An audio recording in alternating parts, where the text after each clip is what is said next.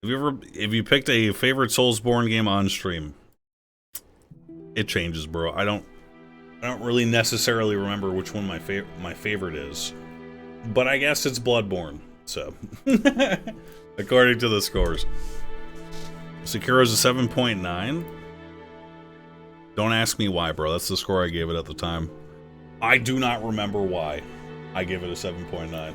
I wish Tomoe had been in the game, because I bet she had big-ass titties. 7.9. What a shit ending. Who plays Dark Souls games for the story? Past me, pretty fucking based, actually. Go read a book, not a manga, loser. Damn, he's fucking cooking, bro. The game was pretty good. Better than Bloodborne? Hell no. Hell no. Hell no. Main character, shit. Only memorable NPC equals Black Hat Badger. See, but the problem is, I have forgotten who that is, and that could be because of early onset dementia or because it was a forgettable character. Ishin was a good fight. Kuro, I don't remember Kuro. Was Kuro the big monster, the beast that wakes up after you kill it? It's 100% the review of someone who got stuck on Ishin and got mad? Who, me? I like the Ishin fight. What the hell, DS1 6 out of 10? Bro, listen, man. And I played the remaster too, dude. You know what I mean? Remastered is worse? How? Please explain. Please, give me 2 good reasons why it's worse. I'll give you 1 good reason why it's better. Blighttown not being 15 FPS. The lighting looks like ass. I got some additional news for you, friend. Dark Souls 1, it's not even timeless in its art style. Okay? It's not like good example, like World of Warcraft classic models and textures, okay? If you're gonna say that it looks worse, the remaster, because of the shadows or whatever the fuck you just said, like, you would have to argue then that the art style and the presentation of that game is particularly impressive, and it's not. It's not, bro. It looks dark, it looks gothic. Apart from that, and some cool locations, it has been dwarfed in every single way by like pretty much every Dark Souls that came after it, bro. Sorry! Sorry! Sorry! Oh, sorry, I'm so sorry! DS3 still looks fantastic. Agree. Agree, dude. Where's DS3? I never rated DS3 because we started doing this after I played Dark Souls 3 a lot. I probably played Dark Souls 3 more than any Souls game. Where's DS2? It's there. DS2 with the lighting mod looked pretty sweet. True. Which FromSoft game has the best DLC? I mean, the one that DS2 had some pretty... There was a... Okay, do not say Dark Souls 2, bro. Ring City? Yeah, that's the one I remember most. I mean, obviously I remember it has the Erd Tree as well, which was good in its own way, but... DS2 is crazy. Dude, I will say there is a DLC for DS2 that literally adds the only interesting boss in Dark Souls 2. I forget the name of the boss, but I remember, you know, going through the base game, fighting every boss. It was just like a regular ass enemy with more HP, and maybe they were bigger. You know what I mean? But then, like, finally getting to a boss in one of the DS2 DLCs, and like it actually fights back. Elden Ring DLC had some really good bosses. The exploration was so meh. Yeah. Why is Demon Souls Remake a 9? You don't know, and you will never know.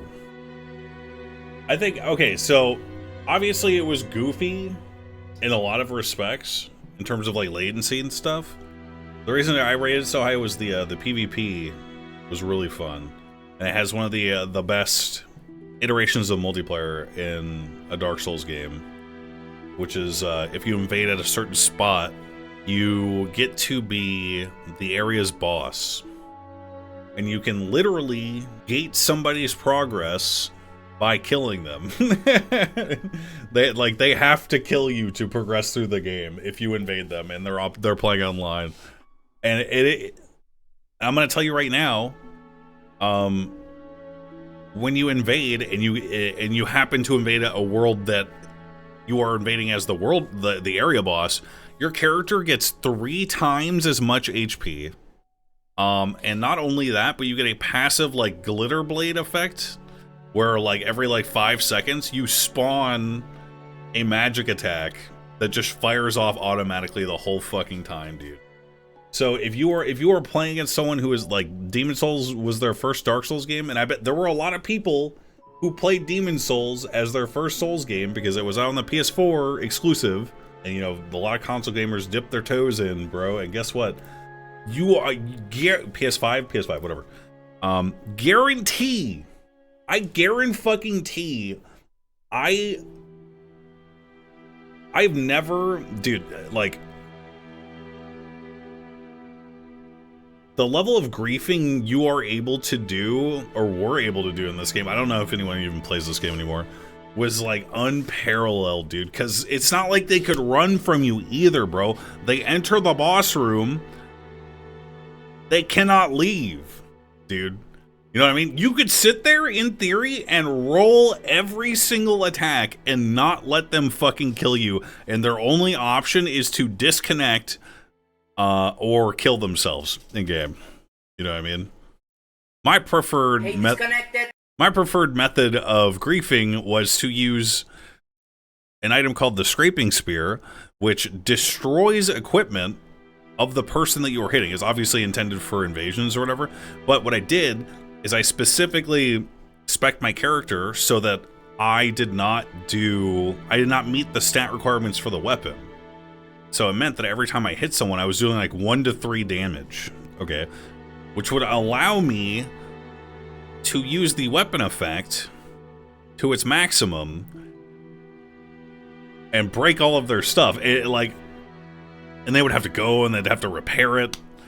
You know, assuming they decided to repair it. And it wasn't like super like soft lock, like Dark Souls 1 getting petrified until you have literally like 10 HP. Like, it wasn't that brand of soft lock, but they still would, like, after a 20-minute fuck fest in the boss room and then getting parried into literally bare hand riposte murder, and then getting sent to the death screen, and then getting sent to the loading screen, and then getting your game loaded, and then seeing after they hit start that all of their equipment is broken, dude. It's just like, it was the perfect cherry on top, dude.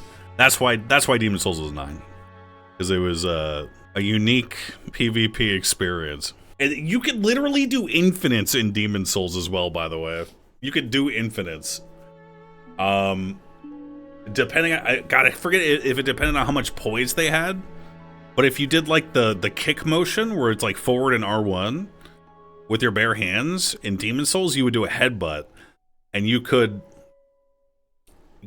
literally, if you timed it right, stun somebody forever, dude. Because like, if you timed it like to where your stamina would regen, you would never run out of stamina.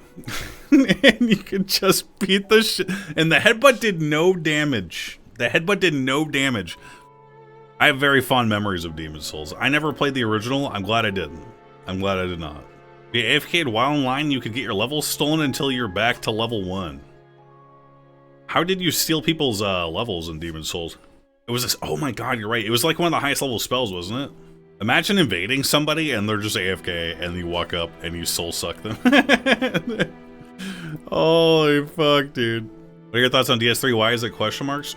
It's been too long for me to give it an accurate rating right now because I just don't really remember. Play DS3 again? I don't know what I'm gonna play. I might play Night Rain some more on Monday. I might not. I might play Dark Souls 3. I might play Sekiro again. I might play Honey Pop 2. Thanks for watching.